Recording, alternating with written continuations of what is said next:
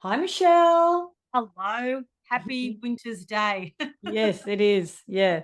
Well, it's really interesting depending on where you are in the world. It could be a summer's day, a spring day, because we're lucky that we get people from all around the globe listening to our podcast and listening to our broad Aussie accents. Which we do not like at all. No, that's right. And someone came up to me the other day and they said, I didn't realize that you've had a podcast, for nearly 7 years now. And I went, wow, I forgot. Thank you. Like how long we've been doing it. We've been pretty consistent with the podcast because we enjoy it. Like we get to talk about the things that we love and know about. And we also get experts on that, we get to ask questions. And I've just been doing a series of workshops at the moment and, talking about those really key communication skills of listening, questioning, and acknowledging. And, these are the things that we get to do in our podcast. So, yeah, we feel really appreciative. So, today we are going to talk about professional resilience. This word comes up quite a lot, what resilience is. And I think you sent me something, Michelle, on Instagram about that definition of resilience. So, can you remember what it said? I know I'm putting you on the spot now. Well, you know what? There is this continuing theme around resilience, which is about one's ability to respond effectively or to bounce back constructively in the face of adversity. Mm. That tends to be this overarching theme regarding the definition of resilience. Yeah, that's right.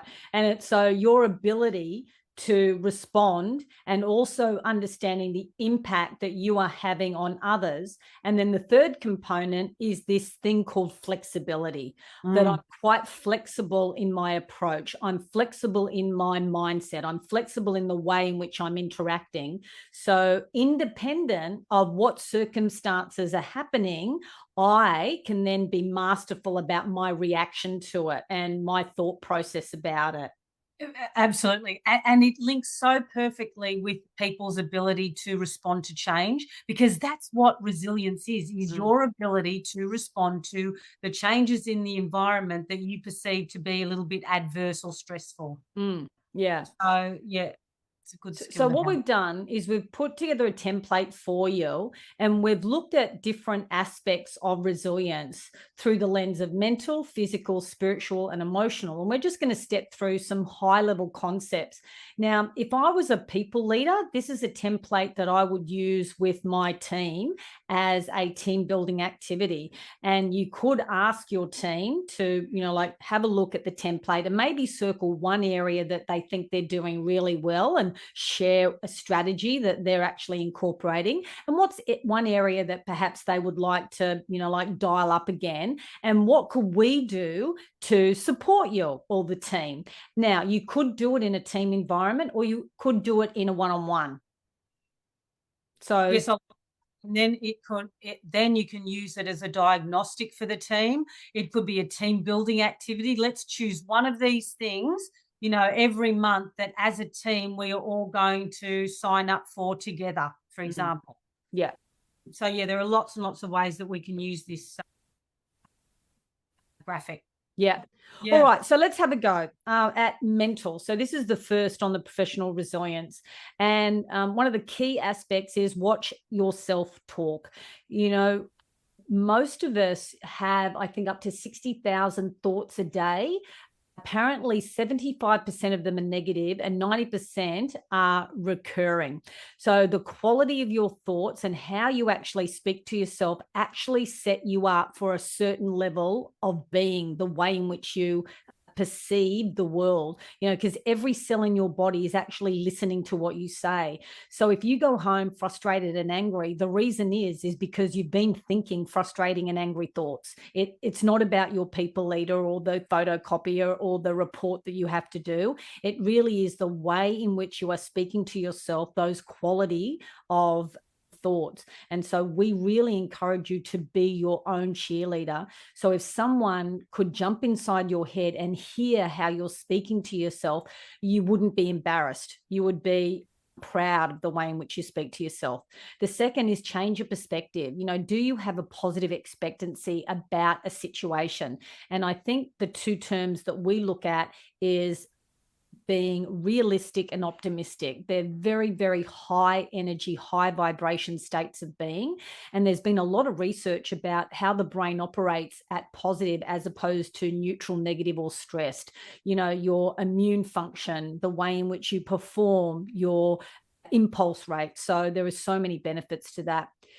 And then using the power of focus, like if you focus on a particular thing, that's what you are going to get mostly as a perspective. Your brain will focus on that. So, am I focusing on the best, the solution as opposed to the problem? Am I focusing on the end result as opposed to what's going to happen as a result of me having so many priorities? So again, just notice where your power of focus is.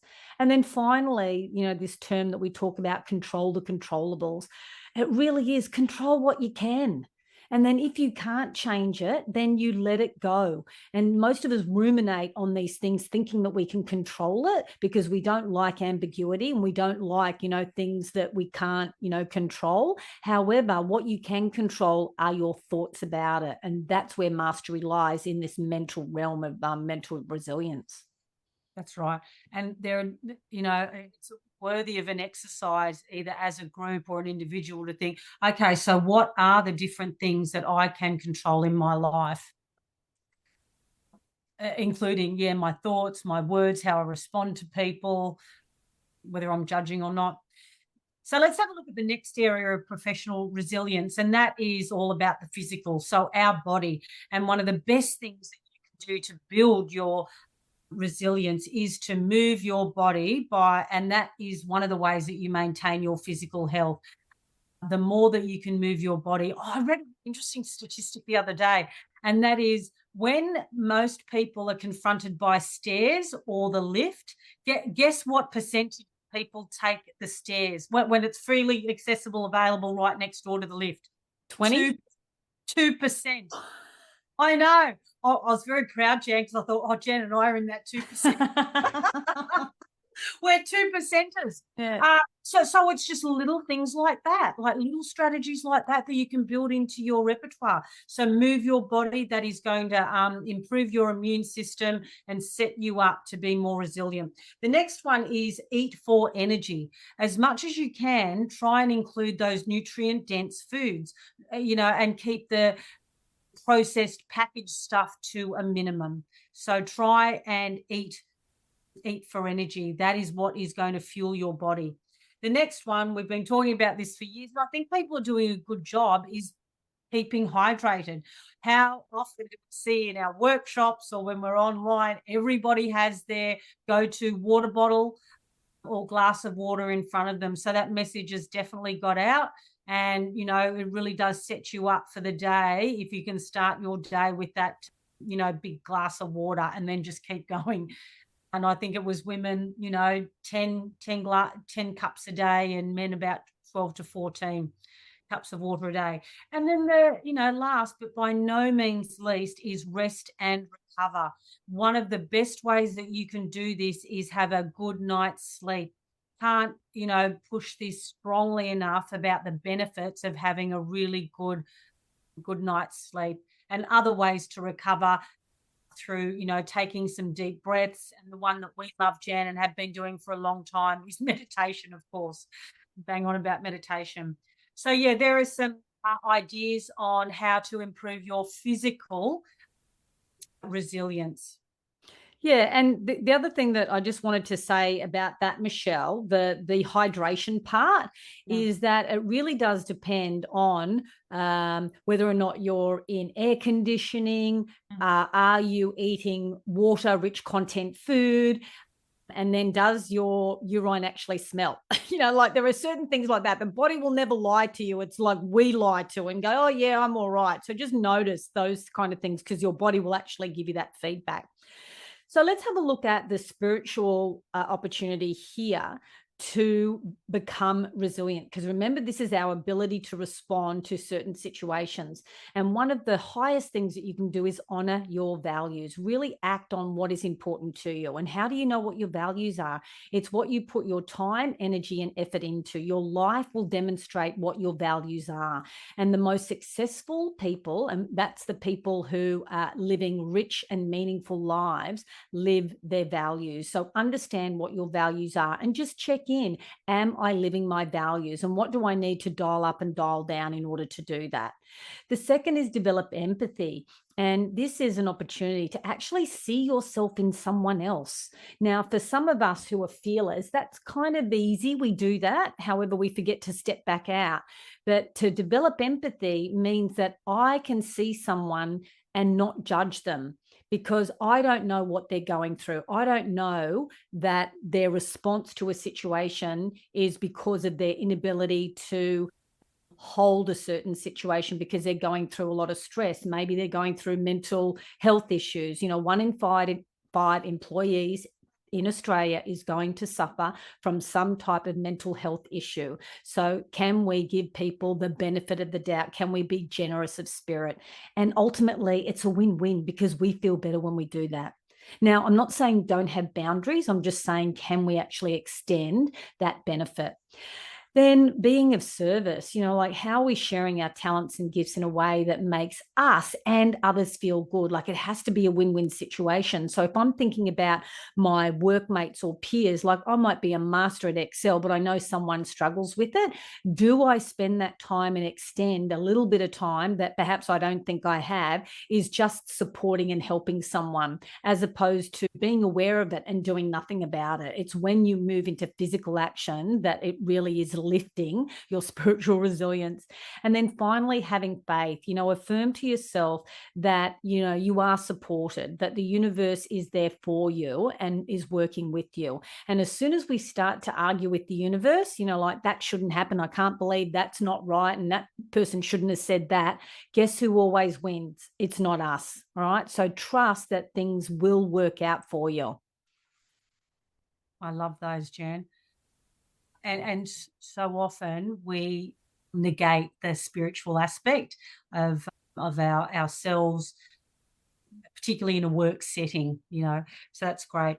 So the last area is about building the emotional elements of your resilience. And one of the best ways to do that is just to be aware of your emotions. Like, how am I feeling? I know I'm not feeling 100%, but like, is it anger? Is it frustration? Is it disappointment? Is it shame? So often we actually don't sit long enough to really think about defining what we're feeling, and that is called emotional literacy. And a lot of us don't tend to have a good repertoire in terms of understanding what emotions we are feeling at the time. So that's a really good place to start. And they're doing some great stuff in schools around this, is to just define it. And once you can define it, then it allows you to work with it and then move through it.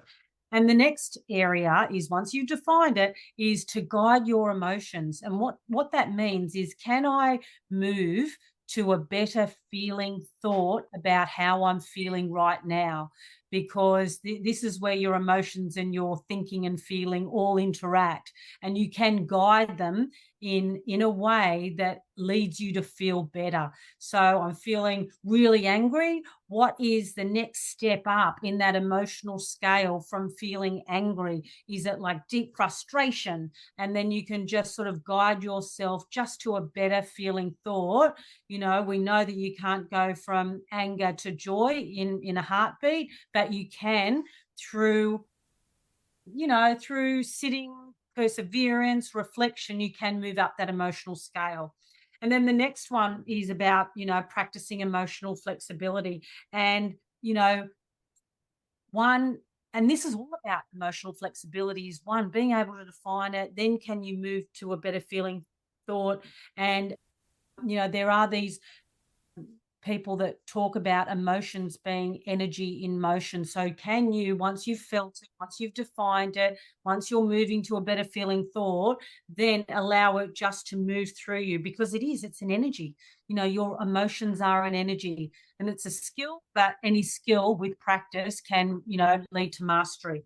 And then the last one, and this is a determinant of emotional intelligence as well. And this is about showing some form of impulse control. So somebody says something at a meeting and you're feeling, a little bit, I don't know, aggrieved by that, and you roll your eyes or you snap back at them, that is poor impulse control. So where you can try and modify by the, and ask yourself, so why am I feeling like a little bit angry at what you just said? Again, this is going to allow you to increase and improve your emotional flexibility and emotional intelligence, which will lead to better professional resilience. And it really is a win-win outcome, not Oh, only for you, but the people that you're interacting with. mm. And, the opportunity here is to maybe do some self-reflection. Where are you really in the pocket with all of these? And where are the things that you can either, dial up or dial down? And we really encourage you to maybe just pick one and focus on that and do, the best of your ability and just see what happens. Mm. Mm. Mm. All I right. agree. This could be a great little diagnostic for somebody who is going through a lot of change at the moment at work, Mm. just to have a look at each of those areas. Where am I doing well? Where am I not doing so well? And if I wanted to choose one from each, or just choose one to build into my life, what would that be? Yeah, that's a great idea. So use the tool. Yes, that's it. Yeah, because we do, don't we, Michelle? Yeah, yeah. We're often, setting an intention for the day or for the week and looking at all those different areas. And it takes practice, because once you are in the rhythm of it, then you start to build momentum in your life, and then things start to flow. It doesn't mean that things are always, like, you know, like everything always does work out, but sometimes it doesn't feel like that for some people. However, what we do is have the capacity to deal with it in the best possible way. Like, I remember I had to fly to KL for a business trip, and I rock up to the the airline and just about to, like, book in, and they said, "Oh, your flight's cancelled." And my initial, like, reaction was, "Oh, that's interesting." Whereas before it would have been, "Oh my God."